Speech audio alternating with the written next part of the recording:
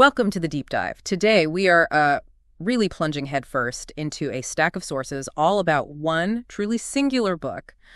Douglas Adams' The Hitchhiker's Guide to the Galaxy. Yeah, it's a great one, and we've pulled together quite a mix. Book reviews, bits from the text itself, even a transcript from a video breakdown. Yay. Each one gives a different angle on why this, absurd, brilliant story has stuck around for so long and means so much to people.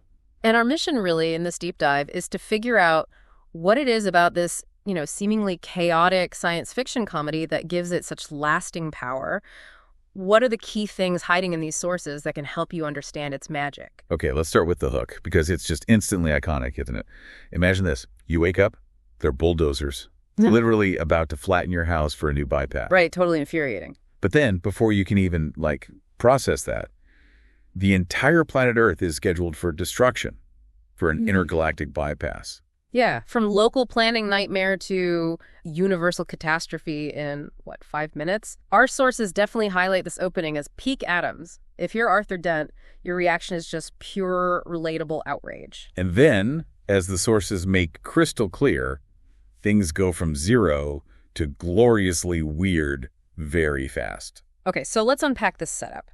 It all kicks off with Arthur Dent having, probably the worst Thursday imaginable. He's there in his bathrobe trying to block a bulldozer that's threatening his very normal English cottage. And the sources really pick up on this contrast, don't they? You've got this incredibly mundane, frustrating problem, local government red tape, and then bam, universal annihilation. Exactly. And it's then Arthur finds out his friend, Ford Prefect, isn't just some eccentric bloke. No, he's an alien researcher for the Hitchhiker's Guide to the Galaxy itself.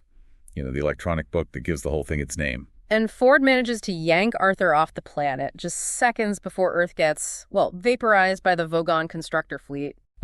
One source points out, pretty humorously, that this probably happened just as Arthur was thinking about making tea. Sounds about right. And bam, they're instantly just thrust into this galaxy that makes absolutely no sense. Logic is, optional.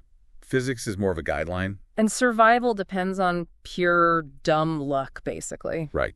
It sets the stage perfectly for all the chaos that's coming. Speaking of chaos, Arthur very quickly finds himself surrounded by a truly memorable bunch of characters. Our sources couldn't stop talking about them. Oh, yeah. First up, you've got the guy who saved him, Ford Prefect. The sources describe him as this seasoned, though maybe not always totally reliable, interstellar hitchhiker. And you absolutely cannot forget his towel. Definitely not. Yeah. Several sources stress this. The guide itself says a towel is the most massively useful thing an interstellar hitchhiker can have. It's like the ultimate multi-tool for navigating the weirdness of space. Then there's Zaphod Beeblebrox. How do the sources describe him? Bit of a character, isn't he? Oh, Zaphod is something else. The two-headed, three-armed former galactic president. The reviews capture him as having this totally out-to-lunch personality.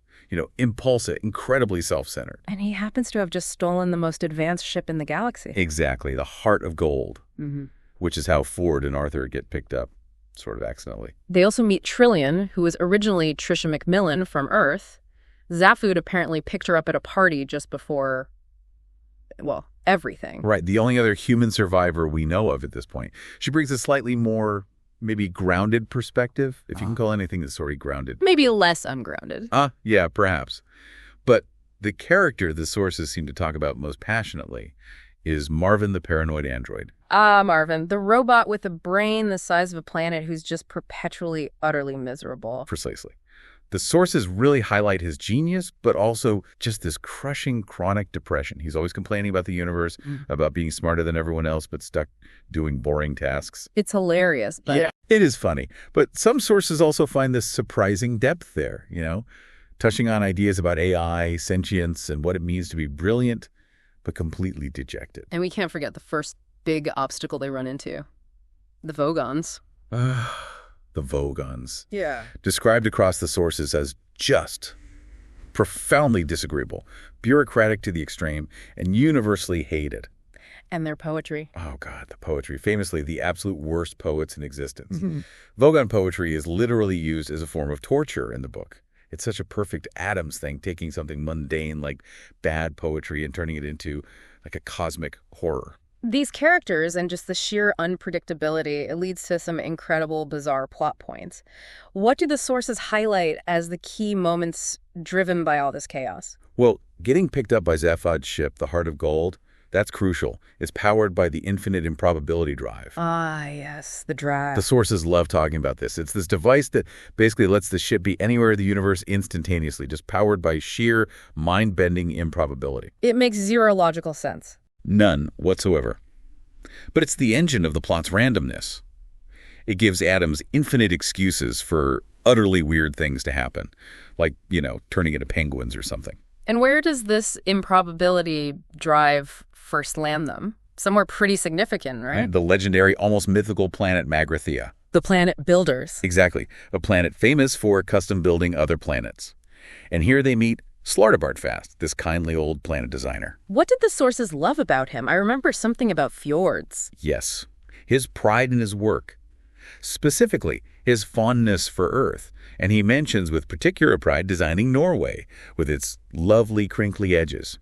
Apparently, he won an award for them. Such a wonderfully silly, specific detail, just perfect. It really is. But Magrathea is also where the book drops its biggest reveal, which the sources all identify as like the core mystery. Go on. They find out Earth wasn't just some random planet. It was actually a giant organic computer. Built by mice. Well, built by hyper-intelligent pan-dimensional beings who just happen to appear to humans as mice. Yes. Okay. Mice-like beings. And their goal. To calculate the ultimate quotient of life, the universe, and everything. And the famous answer they finally got after millions of years of the Earth computer running. 42. 42. Ah, the answer. But here's the brilliant twist the sources emphasize. Earth got destroyed by the Vogons just moments before the calculation finished. Wiping out the computer program. And the ultimate question it was designed to find. Which leads to the mice taking a rather alarming interest in Arthur's brain. Right. They figure that as the last remaining organic bit of the Earth computer, maybe, just maybe, the question is somehow encoded in his brainwaves. Not a pleasant thought for Arthur. Definitely not. But thankfully, the group, through more improbable luck and chaos, Powered by the drive. probably, they managed to escape Magrathea, dodging both the brain-hungry mites and the Galactic Police, who are, by this point, chasing Zaphod for stealing the ship. Phew. Okay, but as the sources really make clear, Hitchhiker's Guide is so much more than just its, zany plot. Absolutely. A major point across all the reviews and analyses is how brilliantly it functions as satire. It uses this completely bonkers universe to hold up a mirror to our world. How so? Give us an example. Okay, well, the Vogons aren't just ugly space monsters, right? Their obsessive bureaucracy, their terrible poetry, their sheer jobsworthiness. It's a hilarious takedown of pointless rules and soul-crushing red tape right here on Earth. Yeah, you can see that. And the book critiques politics, technology, human nature, especially bureaucracy, with this really sharp, witty edge. But it's all wrapped up in absurdity. It constantly makes you question your assumptions by showing them in these ridiculous alien contexts. And there are deeper layers, too, aren't there? Philosophical stuff mixed in with the silliness, that whole idea of humanity being insignificant in this vast, indifferent universe. It's definitely there. But the genius of it, and this is something the sources universally praise, is that Adams basically says, okay, maybe we are insignificant, maybe the universe doesn't care. But isn't that kind of funny? Right. It encourages you to laugh in the face of existential dread. Exactly. There's that famous bit about the dolphins, believing they're smarter than humans for the exact same reasons humans think they're smarter than dolphins. It's a subtle, hilarious jab at our own self-importance. And coming back to 42, it's not just a random number, is it? Several sources point out that the real insight isn't the answer itself. No, it's the situation around it. Earth was built to find the question. They get the answer, 42, but now the question is missing because Earth blew up too soon. It forces you to think. It really does. One source specifically linked this to the idea, sometimes you hear it connected with thinkers like, say, Elon Musk, that defining the problem, figuring out the right question, is often way harder and more important than just finding an answer. So Adams makes this really profound point about our search for meaning through a joke about a supercomputer and, well, mice. Very much. And the sources consistently highlight Douglas Adams' unique voice. You feel his presence on every single page, just packed with his specific brand of British wit, those footnotes, the digressions, the sheer silliness. Yeah, the reviews mention that strong authorial voice is a huge part of the charm. It gives the book incredible energy and personality. Although it's acknowledged, maybe it doesn't land for every single reader. It's quite distinctive. Sure. And let's not forget, Adams was weirdly ahead of his time. The sources mention him basically predicting things that sound a lot like e-readers, the guide itself. Yeah, and voice assistants like Siri, even bits that feel like virtual reality, decades before they were common. It's like he just intuitively grasped where technology might go, even while he was making fun of it. Seems like it. So wrapping all this up then, why does The Hitchhiker's Guide still resonate so strongly today? Why are we still talking about it? Well, the sources give plenty of reasons. It's described as genuinely hilarious, incredibly witty, clever, and just. Perfectly absurd. Right. Its unpredictability keeps you hooked, and it has this rare knack for making you laugh out loud one second and actually think the next. It's endlessly quotable, isn't it? Oh, definitely. Don't panic. So long, and thanks for all the fish. Exactly. And it's just plain fun to read. Easy to get into. Of course, no book is universally loved.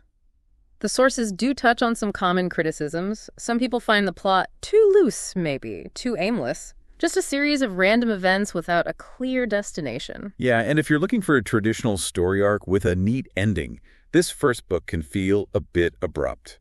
Some characters, maybe Marvin aside, could perhaps be a bit more fleshed out for some readers. And the humor. And yeah, British humor, especially Adams's very specific, dry, silly brand, isn't necessarily everyone's cup of tea. But as many sources argue back, the very aimlessness and chaos are kind of the point, aren't they? That's the argument. They fuel the humor and the satire. The lack of a traditional plot structure maybe reflects the chaotic, random nature of the universe Adams is showing us. And it's not like it just stops dead. Not at all. While this first book leaves you hanging a bit, there are 4 sequels. So the journey absolutely carries on if you want it to. So ultimately, our deep dive pretty much confirms what lots of people already feel. This book is a genuine classic. It's a sci-fi comedy that just broke the mold, expanded imaginations. And mixed intelligence with utter silliness in a way that, honestly, few others have really matched since. It's a book that makes you laugh, makes you question things, and certainly makes you look up at the stars and wonder if maybe they're about to be demolished for an intergalactic bypass. You might want to keep a towel handy just in case. Good advice. And as we wrap up this deep dive into Adams's wonderfully strange universe where Earth is history and the ultimate answer is yes, 42, here's maybe a final thought from the sources to leave with you. Okay. In a universe that seems chaotic, maybe even fundamentally meaningless, perhaps the real adventure isn't just desperately seeking the ultimate answer to everything. But maybe it's in the much harder, much more important quest of figuring out the right question to ask in the first place.